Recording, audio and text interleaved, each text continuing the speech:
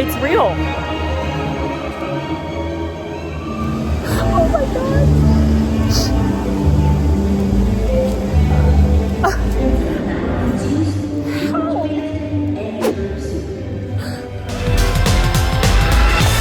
We're here. We're walking up from the buses. It was a 2-minute bus ride from Stella Nova. I have graciously been hosted by Universal today, so we're doing a VIP tour.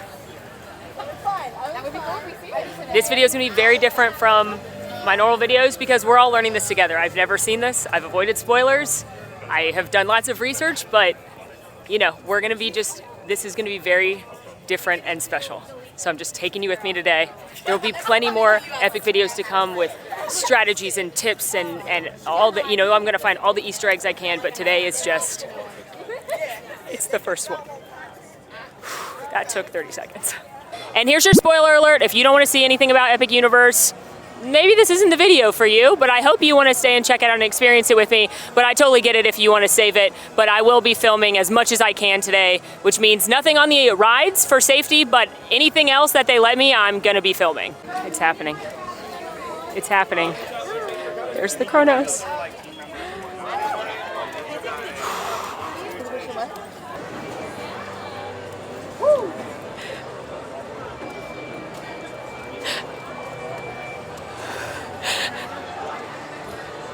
I'm sorry if this footage is shaky.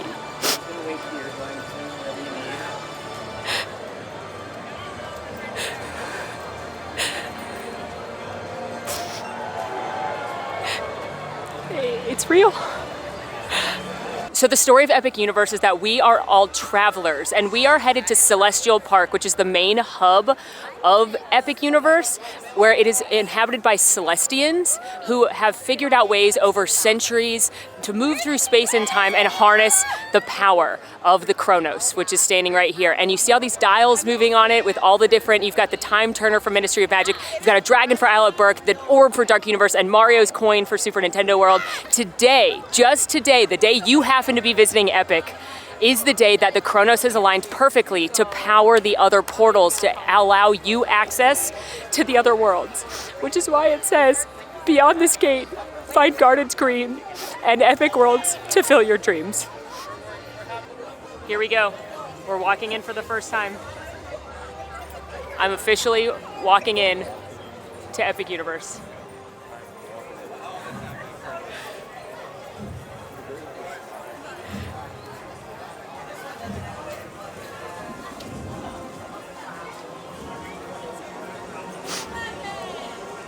We're here. We've made it into Celestial Park, which is the first of the 5 worlds here at Epic Universe. And basically, again, this is a world between worlds, between space and time. And when I was listening to and reading information from the creative team, they wanted to put the park back into theme park, thinking back to a lot of the first theme parks, especially in Europe. They're beautiful. They started as beautiful gardens and beautiful parks, which is why there's 26 individual gardens throughout the Celestial Park. There's tons of water features. There's like a giant lagoon in the middle called the Cosmos. So it's designed to feel very like serene and ethereal and nature focused. And a lot of this park is themed to the constellations and mythology. So you're gonna see Luna right here welcoming you into the park, and then all the way on the other opposite end, you have Apollo, and they are the goddess and god of representing night and day, sharing the park between one another. Oh my gosh, I can't believe we're here. Okay, so what I think is amazing about Celestial Park is that it is your hub, it is your like entry land, but it also has attractions. We are not starting here. Our guide just let us know we're going to one of the other worlds first, but we'll be back to do the attractions. But what I love about this is that Universal created an original story for Celestial Park. This is not an IP-driven world like all the other ones, but I love that they still made original backstory. This is the most original music Universal has ever made for one area, and there's attractions and tons of restaurants, and I don't know what all we're gonna get to do today. I hope the rides at least, but I just love that a lot of places are not doing original stories anymore. They're doing everything IP. And there's a full backstory here at Celestial Park, and so much care and love went into this park, just as much as the IP portals. And I just really appreciate that. So the first portal, we are going through the first world we are entering besides Celestial Park.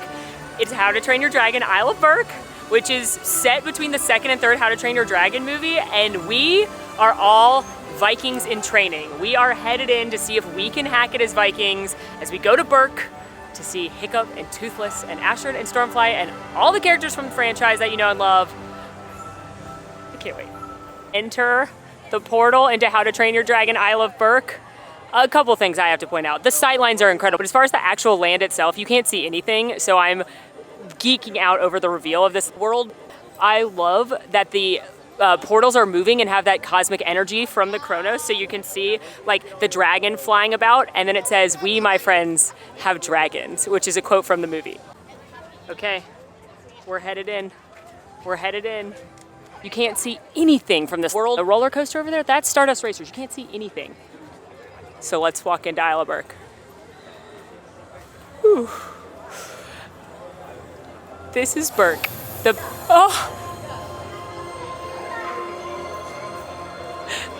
sign says, "This is Berk, the best kept secret this side of well anywhere. Granted, it may not look like much, but this wet heap of rock packs more than a few surprises, so settle in and let your worries melt away. The service here soars, the cuisine's fiery, and the locals are as colorful as you get. This is our paradise. Life here is amazing, but it's not for the faint of heart. We have dragons, lots and lots of dragons." Oh.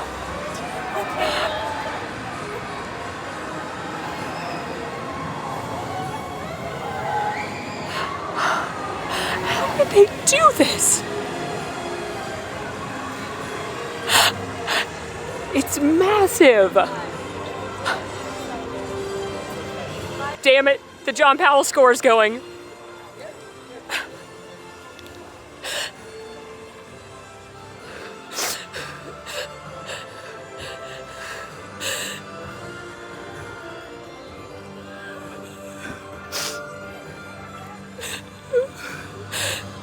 I mean, it is simply massive in here. This is unbelievable. Fun facts I learned, trying to remember them right now, but kind of brain not functioning. The reason that this is a Viking and a dragon, so if you've seen How to Train Your Dragon, the first one, you know that it enters with Hiccup telling you about Berk, and it enters in with that beautiful sweeping shot coming in to Berk, and they wanted to mimic that. But if you notice, in the first movie, these two sentries right here, these big statues, they're both Vikings. But in the end of How to Train Your Dragon 2, there's a big dragon fight and one gets broken. So they recreate it as a dragon, which is why you have a dragon and a Viking here, and you've got the water and the ships, and Berk seems to go on forever, and it's unreal. I mean, I quite literally feel like I'm in the movie right now, which does make sense because Universal Creative partnered with DreamWorks because they were actually working on the third movie when Epic Universe things started. And so lots of the concept art, lots of working together, because obviously to take something from animation to real life takes a lot of work. And during interviews, the creative team was saying they went so far as like, there's a sketch where Astrid is sitting on a bench, and they never even used that part in the movie, but they asked them for the sketch and they blew it up and they made that bench here, and it's hand-carved wood. Like, the detail in this land is unreal. I cannot wait to Easter egg hunt in here. Probably in future videos because we're kind of chaotic today, but wow. Look at the sheep on the ride. Oh my gosh. Oh, the John Powell score is too much. Look at this detail. It's too much for my eyes to take in all at once, honestly. Look at the detail of the houses and the sheep and the forced perspective, and look at it. Oh my gosh. I'm speechless.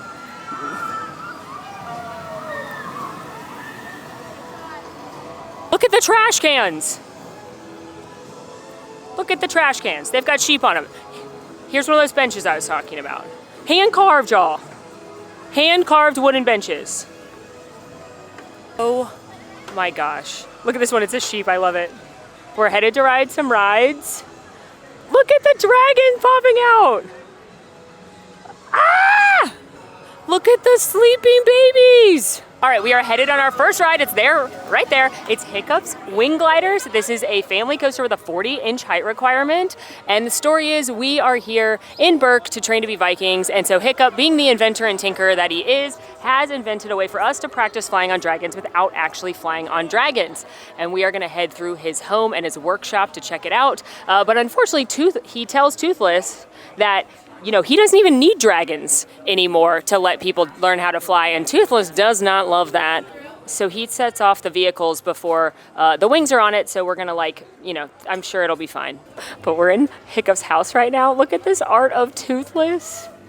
Look at the sleeping baby dragons and the Viking hat. Oh my gosh, and all his art. Here's his designs for the Wing Gliders.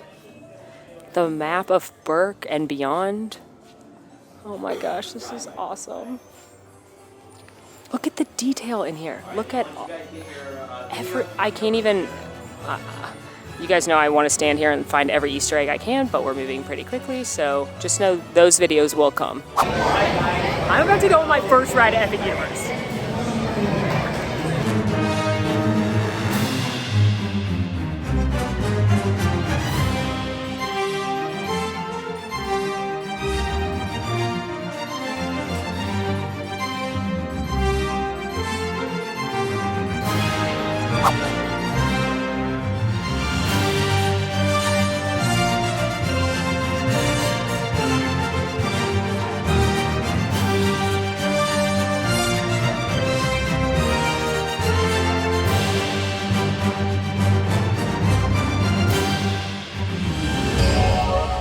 That ride was awesome. That wasn't on my hype list for things I was most anticipating, but that ride is adorable. There is a really fun surprise moment I could not have predicted, and I will not spoil it for you, but what I will say is it's a perfect family coaster. It's like a baby Hagrid's Magical Creatures Motorbike Adventure TM. I'm in a store right now, but I'm overwhelmed. Let's get a shot real quick, but I want to get that shot while I'm, oh my gosh, look at all the dragons up there. This is too chaotic for me, guys. I'm sorry. I'm doing my best. Look at the Toothless light. Oh my gosh. Okay. I don't think I'm going to get a lot of time to show you merch today. So, try to focus on the attractions. But that ride is adorable. There are animatronics of Hiccup and Toothless, and they are good animatronics. And there are onboard speakers on the attraction, so you're hearing that incredible John Powell score as you fly and soar through the land. It is so smooth. It is as smooth as Hagrid's, but it's not as intense or fast. This is definitely a level up from Flight of the Hippogriff, but it's not as intense as Hagrid's. I'm one ride in and I'm blown away. So each of the attractions in this land are themed to one of the kids from the How to Train Your Dragon series. Obviously that one was Hiccup. This one, the next ride we're gonna do is Dragon Racers Rally. This one is themed to the best dragon racer in Berk, which is Astrid and her dragon Stormfly, and Berk's worst dragon rider, Snotlout, and his dragon, Hookfang. This attraction has a 48-inch height requirement, and basically the two dragons are weighing down the other side where you are gonna get your own individual dragon so that you can feel what it's like to fly. And if you want, you can try and flip it and barrel roll it.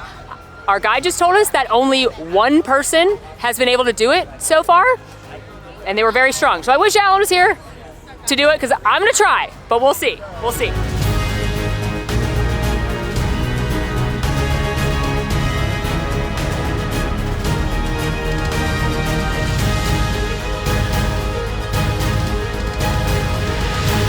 Update, I could not flip. I do think body weight probably has something to do with it, because the only people that were able to move it a lot in our group were two tall dudes. So hopefully Alan will be able to flip it. I'm gonna keep trying. This ride was fine. It was fun, it's cute. I love the theme, I love the queue. It's a great filler ride amongst some of your higher, more exciting attractions. I think Wing Gliders is gonna have a long line. This is a good filler ride, great view of the world. Also, I just want to note, I didn't get nauseous at all on that ride. I know it feels like you could get nauseous, and you don't have to try and flip. You can just ride and enjoy a beautiful view of the park. It's also a water ride here, but luckily our guide said we're skipping it, at least for now, to go do something really special, which I'm really excited about, but also Gobber's here. Hello, Gobber. Hello, welcome to Gobber's Forge, your one-stop shop for all things mechanical and newfangled here in Berk. Take everything you need in your quest to ride it, drive it. In Berk, we have a bit of a backlog in orders that our great chief Hiccup would rather shake hands and kiss. Oh my gosh, we just saw Gobber. And now we're seeing his dragon Grump, who's sleeping. Stop it right now. He's amazing. He is incredible. Oh my gosh, his little eyes just opened for a moment. He's like a big dog. This is what Kronk looks like most of the time. Y'all, we're headed to Haddock's Paddock to meet someone very special. The snow dragon.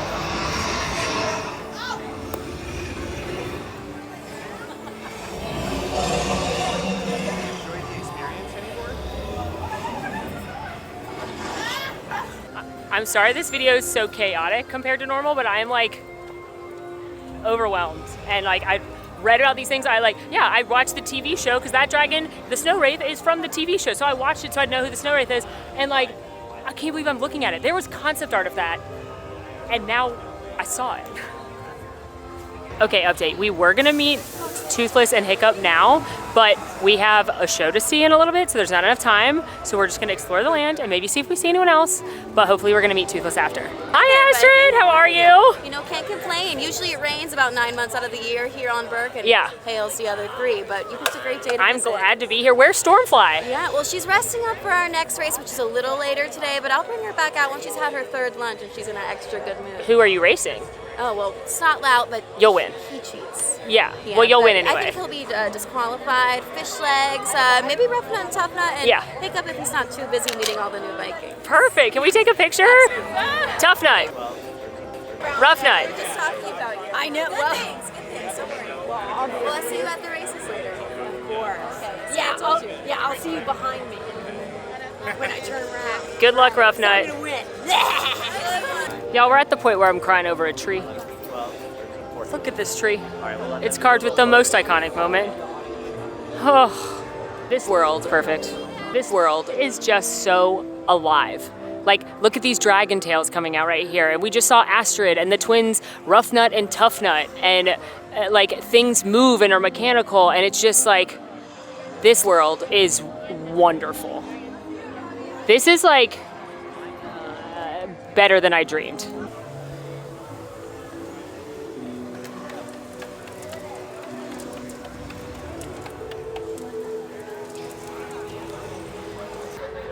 Okay, next stop, we're going to see the Untrainable Dragon, which is the brand new show.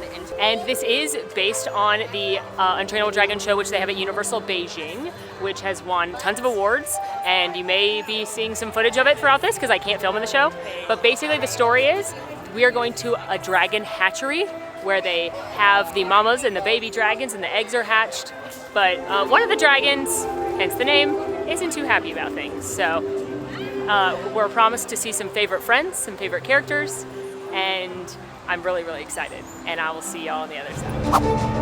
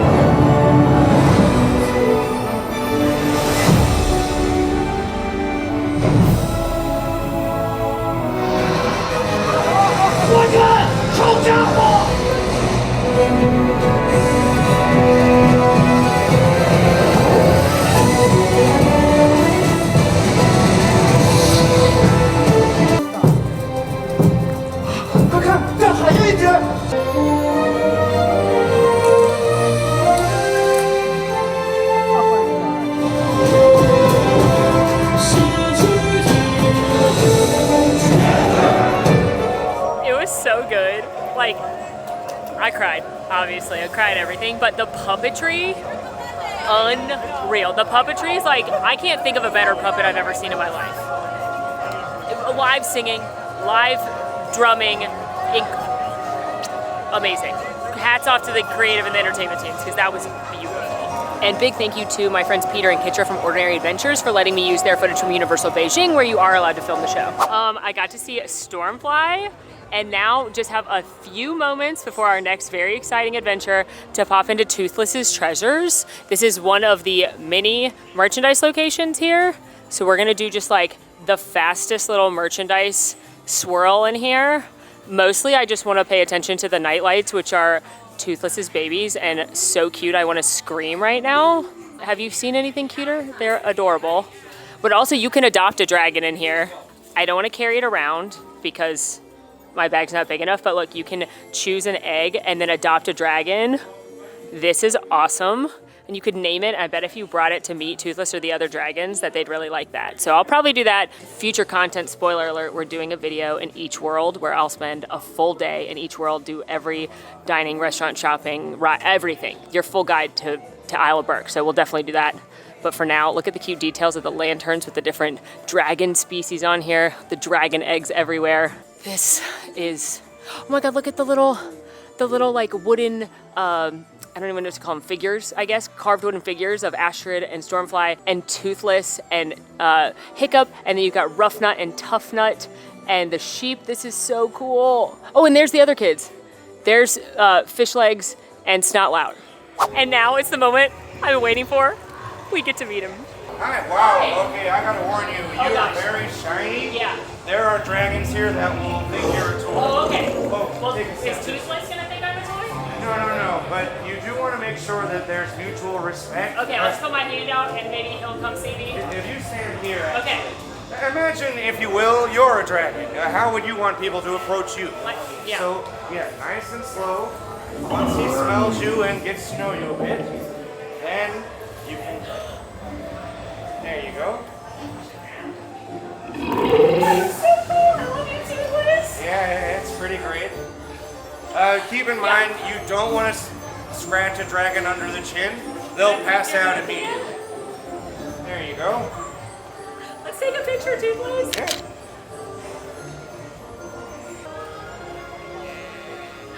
Oh my God. This place is so magical. That was amazing. Toothless is incredible. Hiccup was incredible. My pro tip is this is gonna be a long line because they really take their time in making sure your interaction is special and personal.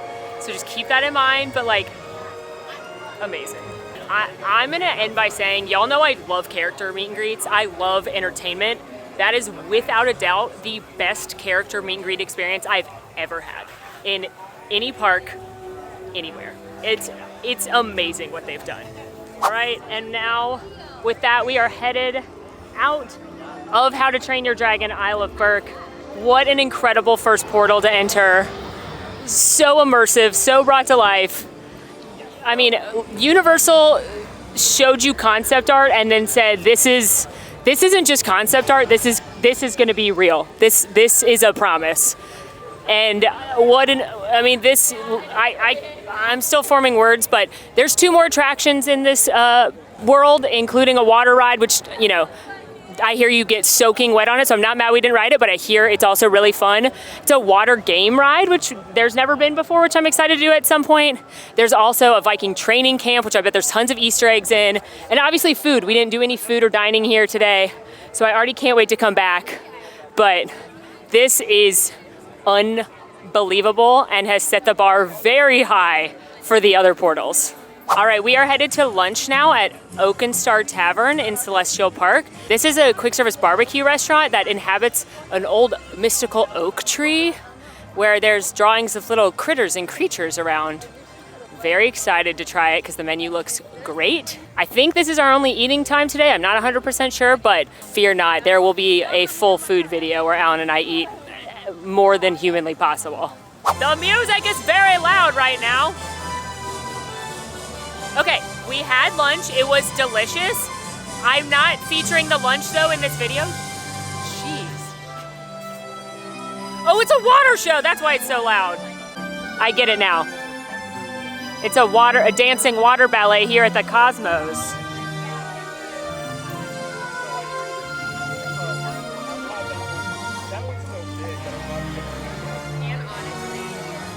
Whoa. Okay, that was very exciting. That's gonna happen periodically throughout the day here in Celestial Park. I'm not featuring the food in this video because we were served at buffet style, so I don't wanna show the food as it's not gonna be for every guest, but it was good. And just know, Alan and I have purchased tickets for a food video, like where we have days in the park planned where we're literally just eating. So you will get a full and complete food and drink guide, but today's more just like about first impressions and attractions and anything else. And speaking of, we're going to Wizarding World next. And just saying that gave me chills. The new Wizarding World land is officially titled The Wizarding World of Harry Potter Ministry of Magic, and it features both 1920s Paris, as seen in Fantastic Beasts, specifically the second Fantastic Beast and the Crimes of Grindelwald, as well as 1990s UK with the Ministry of Magic. Now, if you know me, you know I am a huge Harry Potter fan, but not a huge fan of Fantastic Beasts the movie. However, I'm very excited about the idea of Wizarding Paris, and it's leaning more into Fantastic Beasts, like the creatures themselves, than the actual plot from those movies. And then the actual plot section is Ministry of Magic, which is from the Harry Potter franchise. I'm not gonna lie to you guys, I had tons of anxiety like coming into the park, and it went away in Isle of Berk because I was having such a joyous time. My heart just started pounding again because I'm about to step foot in a brand new Wizarding World. Look at the Elder Wand up there. Oh my gosh. Oh my gosh. So on the portal itself, you can see the hand of the Elder Wand on top, and then you've got a time turner. You have wands right here, different characters' wands, and then you've got, for in dreams, we enter a world that is entirely our own, a Dumbledore quote, and I can't believe we're going in.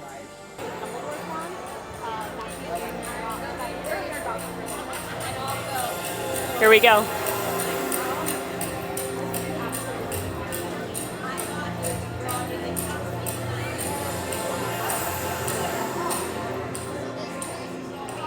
Oh my gosh, I'm already loving the Parisian Art Nouveau. Like, look at the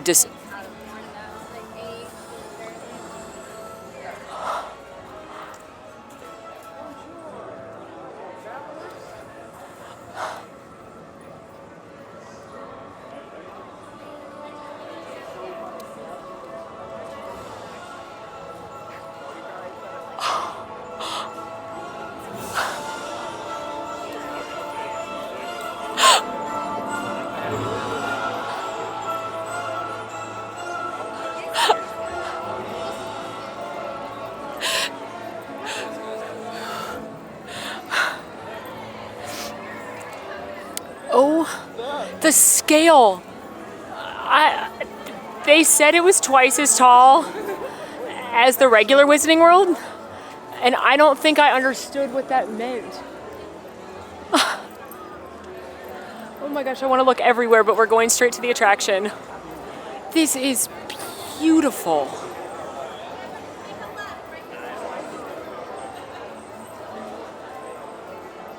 Oh my gosh.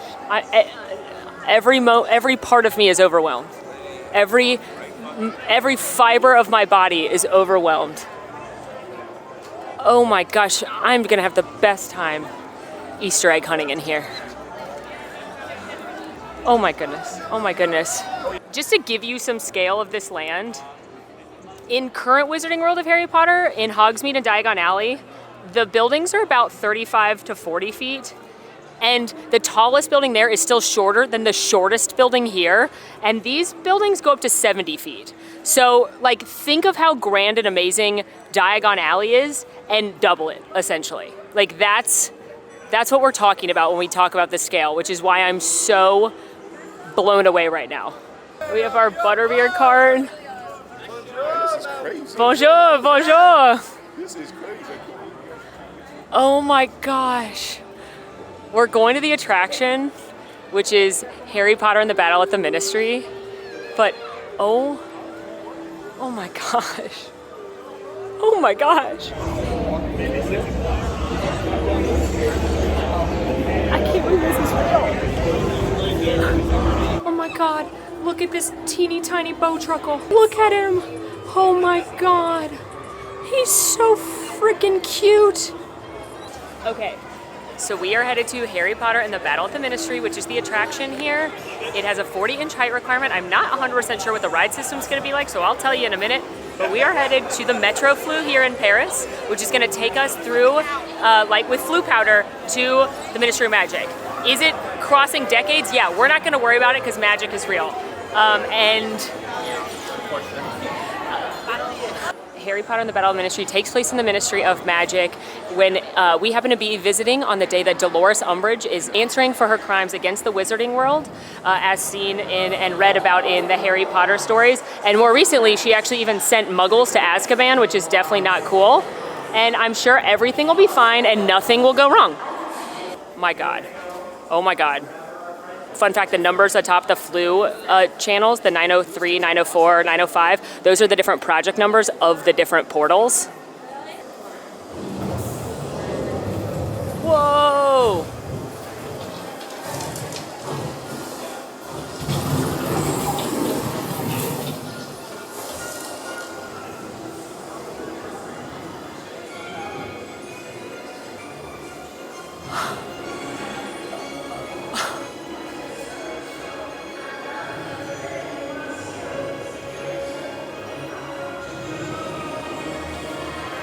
It's real.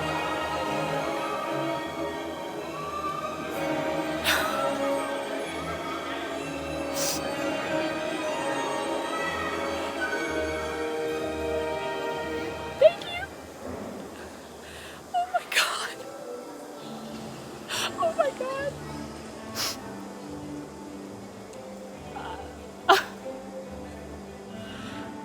Yeah. Okay, Dame Imelda Staunton came back and reprised her role. She filmed all this new footage. They have restored the Fountain of the Magical Brethren, as you can see, after, you know, it gets destroyed when Harry and Voldemort and Dumbledore are fighting in the Ministry.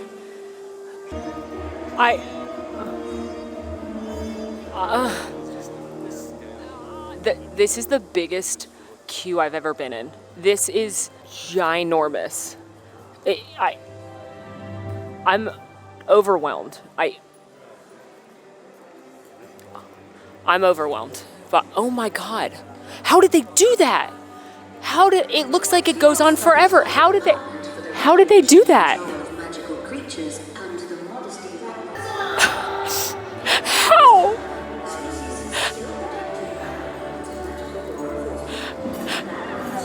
How?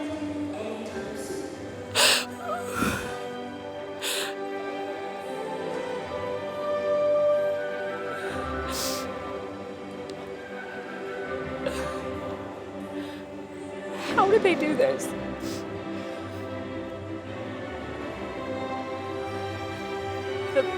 The music is killing me. Look at all the letters flying, all the paper, all the mail. Oh my God. How?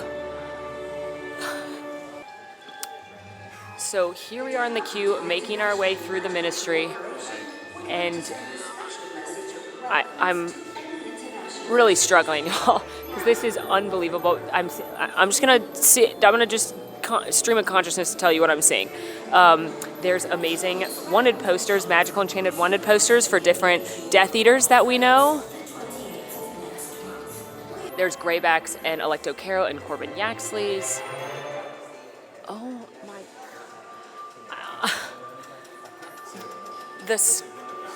The scale in here is unmatched. I've never felt like this in a queue. Oh, McNair. Oh my God. It just doesn't stop. It just does not stop.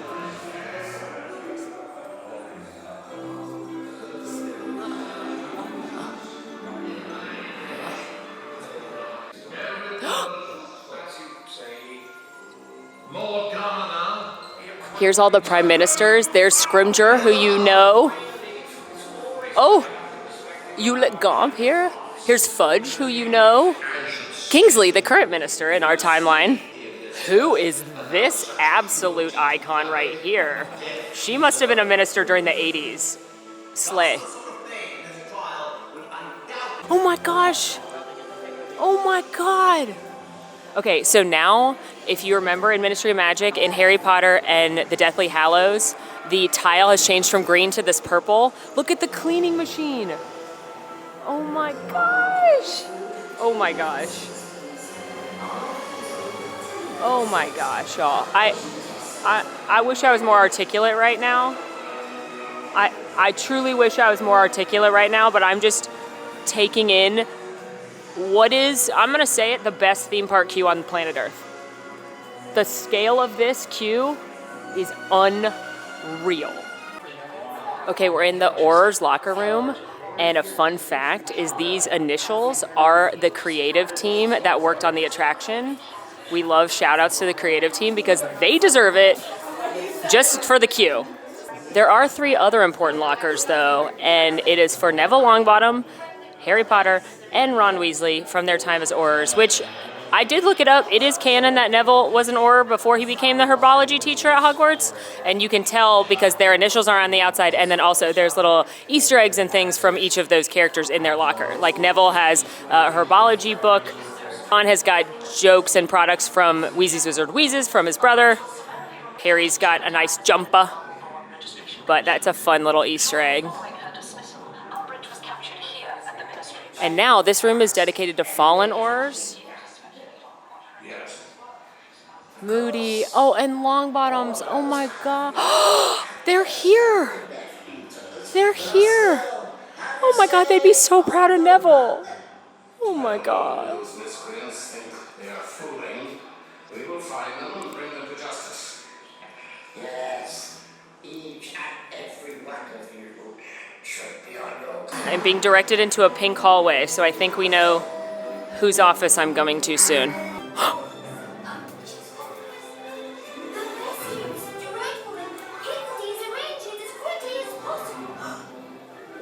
My former mistress decided to go against her fellow wand wielders and break into the ministry, and is now standing trial for her horrible crimes. Hiccup does not know what Mistress Deloris was doing here at the ministry, and Hiccup would never tell, even if she did know, especially if it involved broken timetables. Higgledy apologizes for the mess that you see before you. Higgledy will strive in the future to undo such horrible, no good, dirty messes before anyone has a chance to happen upon them. Again. So much pink. So much pink. Higgledy's adorable. This is Umbridge's house elf. She just apologized to us for how messy it is and said she thinks her mistress is up to something, but she can't tell us, especially if it involves time turners. So, suspicious. The cat plates are amazing. This is. I'm good, and I've only seen the queue. We're headed now to find an omnidirectional elevator. That's our ride vehicle, which if you have seen the movies or read the books, you know what I'm talking about. They're inspired by the very same that you've seen, and so they built those and they're real. And we're gonna go to the trial. And again, I'm sure nothing will go wrong. I'm sure we won't end up in restricted areas of the ministry we're not supposed to see. I'm sure there won't be any creatures that have gotten loose. I'm sure Umbridge won't try to escape. None of those things will happen. It looks exactly like the movie when Harry and Mr. Weasley get on the elevators in Order of the Phoenix for Harry's trial. They made it. It's real. Magic is real, and it's called Universal Creative.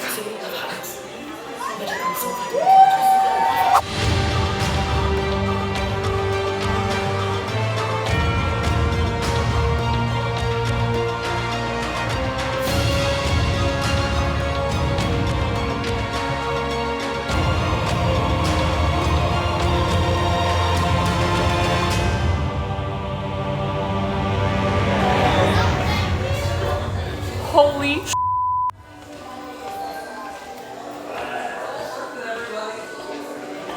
I need 3 to 5 business days to process what just happened. I don't want to spoil things because there's so many surprises that, first of all, the best ride ever. I have a great tour group today featuring some dear friends of mine, Megan, Miss Wizard World, Tyler from the Pew 2, Taylor from Orlando Informer. I got great friends in the group, and it is bringing Melissa, Adriana. It's like bringing the hype level up 1,000 because everyone, we took up a whole vehicle, and everyone's cheering and chanting, and like, is that the best ride I've ever been on? That's a very serious thought I'm having. I don't want to, I'm trying not to spoil it. The animatronics are unbelievable. The Death Eaters, which we have seen in promo, blew my mind. The seamlessness in which you go from screen to practical set and the interweaving of them is bananas. I mean, there's animatronics of huge scale. I did not get motion sick. Which, you know, it's got screens, so it could make some people motion sick. I didn't feel motion sick at all. There's no big drops or anything. It's just kind of, you're on the elevator, so you're kind of bouncing like this a little bit. I am having a hard time coming up with words for what that attraction is like. Let me just say, I was a little afraid the queue was going to be better than the ride, and it's not. This is a ride worthy of this queue and vice versa. I am very serious that may be the best ride I've ever been on. Oh, and if you're wondering, the Golden Trio, Harry, Ron, and Hermione, are in it, and everyone looks and sounds amazing. The last thing I'll say about Bat Out the Ministry, Fast and Furious walked, so Born Stuntacular could run, so Ministry of Magic could fly when it comes to mixing screens and practical elements. We've been given a few minutes to explore, and I just happen to have a wand, and I happen to hear some scurrying outside of the department store here, so let's see what happens. Tiflondo. Oh, I did it! Oh my gosh! Oh my gosh! You sneaky little guy. I cannot wait to come back here and explore all these shops. Here's Caramel, which is the candy shop, which is caramel. I put that together way too late, but look at all the little candy creatures, the demiguise and the unicorn and the erumpent and the flooper. Oh my gosh. I'm overwhelmed, y'all. This is stunning. This is stunning. This is the scale of this land. I've never the only other park I've seen scale like this at is Shanghai. And the queue here. We are looking for magical creatures in the area. Have you come across any by chance? I saw a Niffler in a window over there. You saw a Niffler? I did. Could you describe it to us? It was a bit of a time crash. small and brown and white and furry, and it had a bunch of coins. Oh, did you ever put a lecture for anything glittery? Do you have a book that maybe teaches you about any creatures? Fantastic Beasts. Oh, sure. Have you heard of Newt Scamander? Big fan. Newton, Artemis Friday, Scamander. He's only my favourite author of all time. I've read his book, Fantastic Beasts. I've read him several times because I hope to be a magicologist myself one day. Yeah. Sorry, I sometimes get a bit nervous. Yes. Helpful book. You like Newt, yes. Speaking of creatures, have you happened to see a Zawu? Oh no, they're big. We would notice that. Do you know about the Zawu? Yeah. Just be careful. It's happening. It's happening. Okay. Oh my gosh! What, you've never seen a book You like gotta this? stroke the spine, Well, right? she's big hair and she's got a bit of a temper, but if anyone would like to say hello, you certainly Oh can. my God, Any more than volunteers? anything in my whole life. Darling, of course. Hello. I gotta stroke the spine, right? Yes, That little. I'm so sorry. You know what? I must have forgotten to feed her breakfast or something like that. And she gets real sore and she's starving. Please excuse my classmate. He gets carried away sometimes. I prefer reading books rather than being eaten by them personally. So you can quiet the book down by rubbing on its spine here. Sure, yes. It's quite alright. Nice girl. Yes. Alright. Well, the Zawu, no? Alright, let's see. Oh, yeah, no, what are we doing? Alright, let's see. Introduction, Manticore, be careful with these ones. Let's see. Zawu. Yes, this creature here. Yes. Yes. We've seen a Zawu. No. We'll go look. We're headed to the circus. We'll look. The circus? Yeah. Oh. Hey, Potter nerds and I are losing it. Megan, how was that? Day made. Peter, how was that? So cool. When you open up the Monster Book of Monsters, you've never seen the inside of the Monster Book of Monsters. Oh. We also ran into some students from Ilvermorny, a exchange student from Hogwarts in the UK, and a local Beaubaton student. And y'all, It was awesome. Now we are headed to see the show Le Cirque Arcanus, which is the circus similar to the one seen in Fantastic Beasts and the Crimes of Grindelwald. And I unfortunately, again, can't film, but I do know that Ringmaster Skender from Fantastic Beasts, he's trying to bring the circus back to its glory, so he may or may not steal a certain creature lover's suitcase, and chaos may or may not ensue. Zuwus and mooncalves and demiguys, oh my. If you love Fantastic Beasts, like I'm not talking about the movies, although that would help. I'm talking the creatures, you should definitely see this show. The production value is incredible once again. The pre-show had everybody gasping. The puppetry, once again, incredible. I do think if you're not a Harry Potter fan, or specifically a fan of the Fantastic Beasts, like the creatures themselves, I think that if you've got one day at Epic, this does not need to be your priority. I think of the two shows, How to Train Your Dragon, Untrainable Dragon will be the more universally, pun I guess intended, loved show and received show. As a Harry Potter fan, as a fan of the creatures and seeing the puppets, I really enjoyed it, but I do think like you're not going to be able to do everything, and that's probably something a lot of people maybe doesn't need to be as high on their list, but the puppetry was unreal.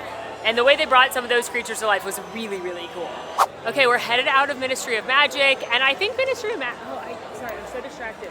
I think Ministry of Magic was the land I was most anxious about as a Harry Potter person, especially considering it's the franchise I don't love as much, but this was awesome. It blew me away. The scale of this land is unlike anything I've ever seen at a domestic theme park. The ride is maybe the best ride I've ever seen. Sorry, I got distracted by a niffler. Look at this little guy. Look at him. Hello. And I cannot wait to come back and stroll through these streets and look in every window and eat all the food. I'm so excited for French food. They nailed it. They crushed it. And I keep boggling at the concept art. Might as well have been a picture. Might as well have been a picture because they're nailing it. All right, we are back in Celestial Park, and we are headed to do one of the attractions here, Stardust Racers, which is a dueling coaster. Think Dueling Dragons, but next level and new, and you can see people on it right now. There are two sides, yellow and green, and the story of this attraction is that the Celestians have figured out how to harness the power of comets, and that's actually how they found all of these other portals, is because when you ride a comet, you never know where it's going to drop you off. But they do race comets as a hobby in Celestial Park, and that's what we get to do today. And what's amazing about this attraction is that at night, I can't wait to see it at night. At night, the cars are lit, but the track isn't, so that it actually looks like comets racing. This attraction has a 48-inch height requirement. The max height of this bad boy, 133 feet, and it hits speeds of 62 miles an hour, and it's the longest coaster Universal's ever built. So I am excited for a thrill. Just lose yourself among the stars and dance across the edge of night. You'll catch a comet in its flight. Let's go. Y'all, the launch on this is so fun, and they just went into the signature move, which is called the Celestial Spin, which is when the two trains spin around each other so you can look up or look down at the other car. The launch was insane. There's no brake zones on the entire coaster until the end. So it's just so smooth and fun, and you're it really does feel like you're flying through the sky and jumping and floating, and it is such a fun coaster. It is not as intense, in my opinion, as Velocicoaster. There is that Celestial Spin, but Velocicoaster has that top hat and has the barrel roll, which I think make it more intense. This one didn't make me motion sick at all. I do have friends in the group that said this makes them more motion sick than Velocicoaster, so just kind of depends, but it's a solid, awesome, fun roller coaster for the coaster peeps. All the other rides, or a lot of the other rides in this park are heavily themed and stuff, and this is just here's an awesome coaster. Also, there's a very cool Easter egg. If you look at the back of the trains, they're powered by the flux capacitor from Back to the Future, which is very fun. Also, our tour guide told us that all the trains are named after famous scientists and philosophers like Einstein, and one of them is the Doc Brown. But very fun coaster. Solid coaster. Also, just kind of as a fun little thing about the park, all of the queues that require lockers like this one, it's mid-queue lockers like Velocicoaster. They're all the double-sided ones like Velocicoaster, but also they have this new technology where they're using face recognition, so you don't have to have a card to open and close your locker like you do, where you normally have to hold onto your room card or something, which is really nuts. The other attraction here in Celestial Park, the other main attraction, is the Constellation Carousel, which we're choosing to bypass right now in favor of more exciting attractions. Though I do really want to ride this, and I am, honestly happy to have a few things to do for the first time next time, whenever that is, I get to come back. But it's a carousel where the vehicles are on turntables, so it's all different paths, and you actually could get lifted up 6 feet in the air, and you're riding on like mystical, magical, constellation-themed animals. So that one I'll have to save for next time.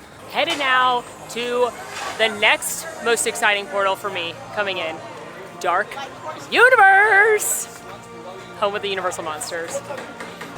In Dark Universe, once we enter the portal, we will be in the village of Darkmoor, which is a place where all the classic monsters you know and love, Creature from the Black Lagoon, Frankenstein's monster, Dracula, Bride of Frankenstein, the Invisible Man, they all have passed through there, and they all have legend there. And it's all anchored by the Frankenstein story and Frankenstein Manor. And y'all know I'm a Halloween girly, and I watched all the classic monster movies, all the movies from the 30s to get ready for this.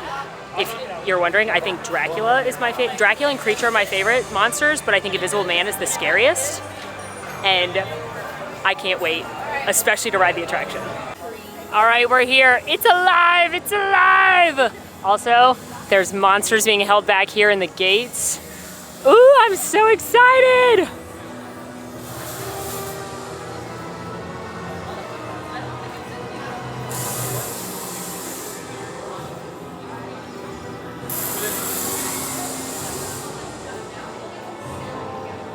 Oh, wow. So right away, catacombs right here, Frankenstein's catacombs, which I believe we're headed towards. Oh, and coffins and gravestones. Oh my gosh, it's so spooky. And this right here is a cage that a mole person broke out of. Oh my gosh, oh, it sounds spooky in here. Welcome to Darkmoor. Pretty sure my mom had that little girl in her garden, so that's not weird at all. So what's cool about this land is it reveals itself to you. We haven't been able to see the manor yet, but I'm ready to turn the corner.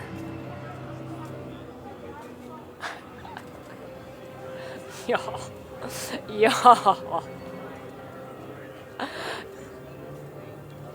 They've outdone themselves. Holy moly.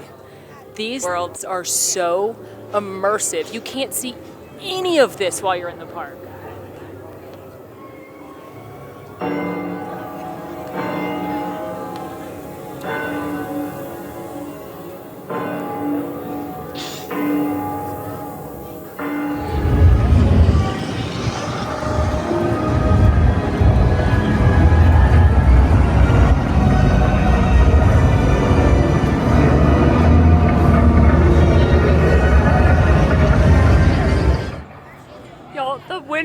The windmill was just on fire. I was told when you hear the bells chime, you got 30 seconds to get to the windmill. Y'all, they invented special wood to burn, so it could burn, or special material to burn to look like wood. Y'all, hey, I've truly thought of everything. And this land is boggling me. Really cool about this land is it's all original music, but it was composed by Danny Elfman, who did Nightmare Before Christmas, amongst many other things. Now, we are not walking the full queue, but we are headed into Monsters Unchained, the Frankenstein experiment. We are headed into Frankenstein Manor, which is now home to Victoria Frankenstein, the great-great-granddaughter of Henry Frankenstein, who's the original scientist in the original Frankenstein movie. And she is trying to prove that monsters can be trained and tamed. So she's doing all kinds of experiments in the catacombs beneath Frankenstein Manor.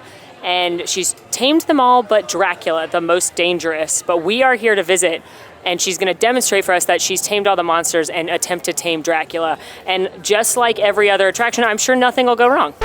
Unfortunately, the monsters have caused too much chaos and the ride is closed and will not reopen for the rest of the day. We came to this one late. That was just our tour guide schedule. It's luck of the draw. Honestly, I didn't expect to be able to ride Ministry of Magic today, so I'm gonna count that as a win. And obviously I'm disappointed because this is one of the rides I was most excited about because I've heard it's amazing. The animatronics look amazing from the stuff Universal's posted. But it is still technical previews. This park is officially not open yet, and these things happen. So, and it's, you know, incredibly technologically advanced and all the things.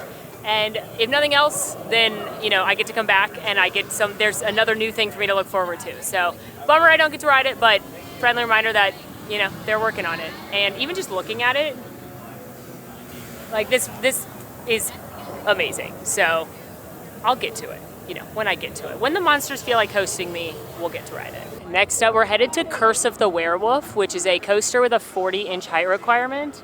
So we have entered the forest here at Darkmoor, and legend has it there are werewolves around, and Maliva, who's a character from The Wolfman, as well as Werewolf in London, is warning us that we have the mark of the werewolf. So we might want to be careful out here, lest we be bitten and turn into werewolves.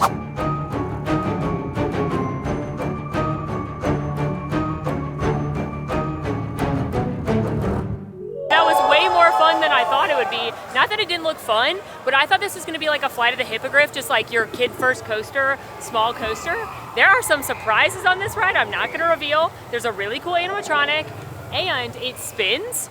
Not a ton in my case because it's all weighted, so every time you ride it, it's going to be a different experience, which I do think is really cool and adds a lot of re-rideability. And it's fun in the environment. Everyone's here in the Dark Forest vibe. All the team members are howling. Yeah, I'm shocked that throughout everything we've done today, only one time did I go, that's a filler ride. Everything else is, I mean, yeah, obviously you should prioritize like bigger rides over this, but it was a surprise and a delight. Say hello to someone before we're done here in Darkmoor. Oh my gosh. Hello. How are you? I am safe. Yeah, good, I have something for you. Who's my friend? Yeah. This is for me. Yes. I have not received many gifts in my life. Thank you.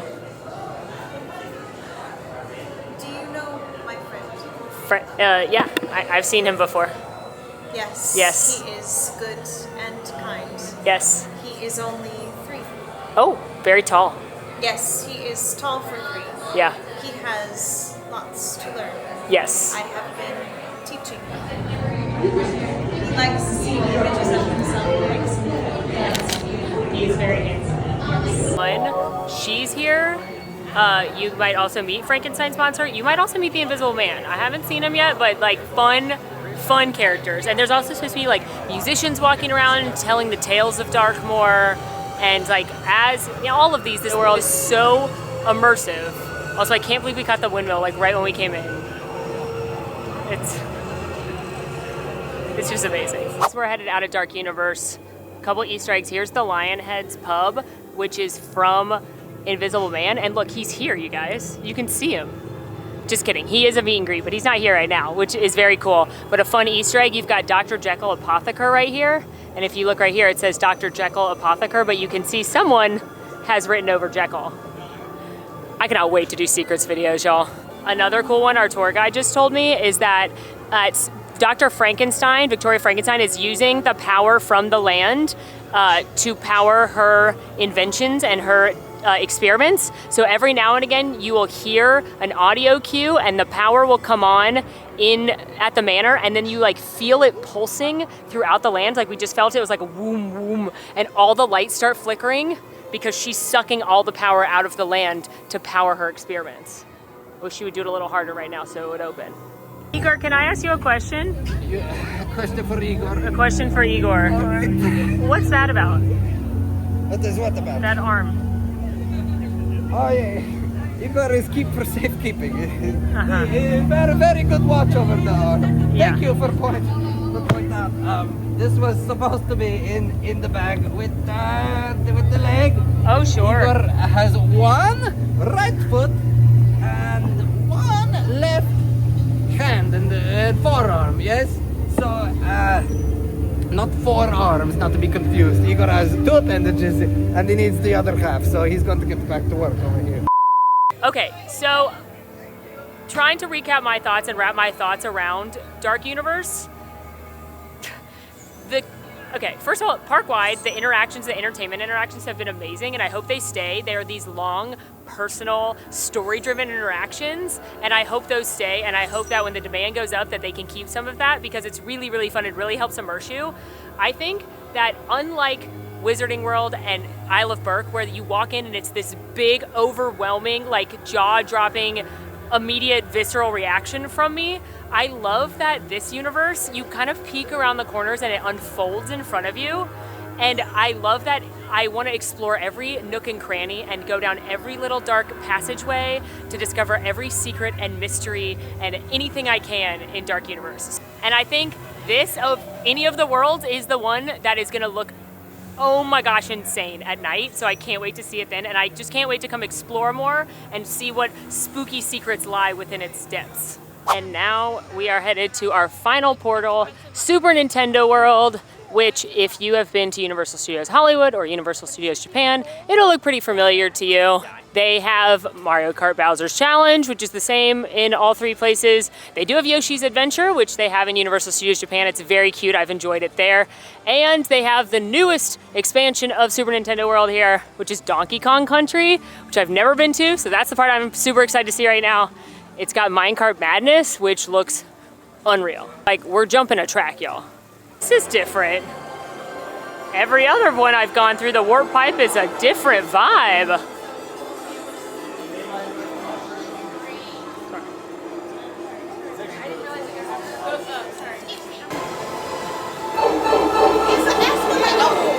This is crazy. The escalator's crazy.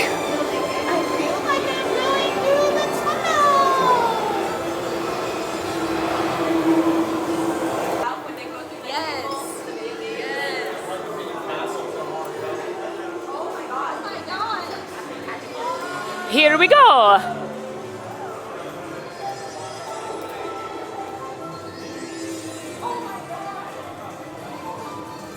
What? This world is just so fun. As you can tell, it's 2 stories like in Japan, and it's just so kinetic and alive and moving with the coins and the piranha plants and the POW boxes and the thwomps. Oh my gosh, it is so bright and colorful in here. So Mario Kart Bowser's Challenge is really fun. They have AR and practical sets together to let you play Mario Kart. You're gonna join Team Mario and fight against Team Bowser. It's so fun. It's the same as the one in California and Japan, but they also have Yoshi's Adventure, which is a cute little family ride where you board a Yoshi and you get great views of the world. They have that in Japan, but not Hollywood. But we're headed to the brand new Donkey Kong Country, which also did just open at Universal Studios Japan. And I'm super excited because we're headed out of the Mushroom Kingdom into the tropical lush forest.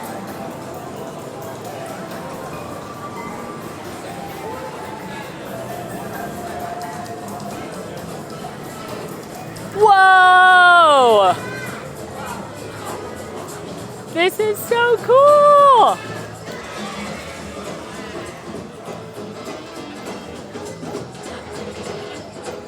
Oh my gosh! Hello! This is so fun.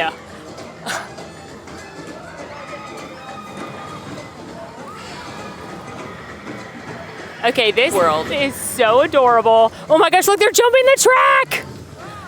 That's what we're headed to ride, Minecart Madness.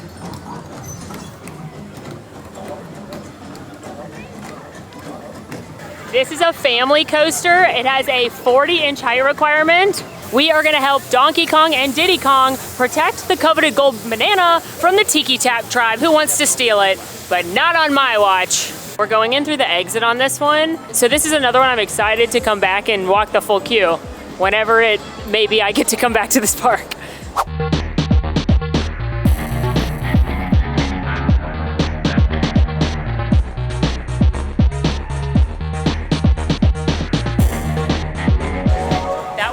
so cute and way more thrilling than I expected.